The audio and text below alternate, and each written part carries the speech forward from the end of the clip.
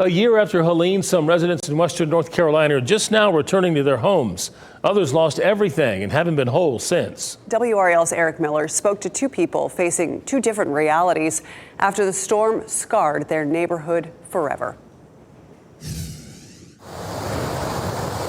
By the time the evacuation notice came, Michael Burgin says it was already too late. The water was like halfway up the car. Burgin lives in Swannanoa's Beacon Village and, along with his wife and son, watched as homes became islands in this formerly idyllic suburb. Once it got to our waist, we decided we'd try to go to the attic. But the attic of this one-story home wasn't safe either. So we actually swam down from the attic through our kitchen and eventually got a window open and swam out onto the roof, and we're kayaked out of here eventually. A year later, this street in Beacon Village shows just how uneven recovery can be post-Helene. Across the street from Burgin's house, there's still a scar where Burgin's neighbors had to be cut out of their attic by rescuers. By contrast, Burgin has already moved back in to a fully restored home. All new walls, all new siding. Like the vast majority of people across western North Carolina, Burgin had no flood insurance.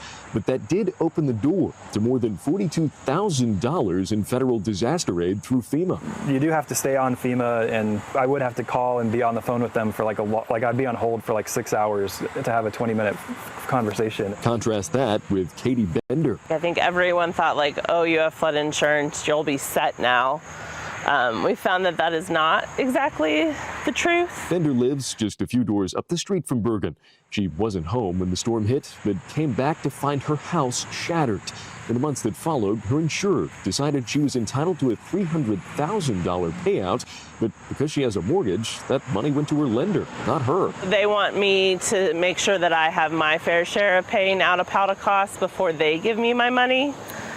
When I've asked for direction of like, well, how much is that? How much do I have to show? Like, can I type up a thing? Can I show you a statement? Like, there's no direction. Bender says so far she's been able to access about 30% of that money.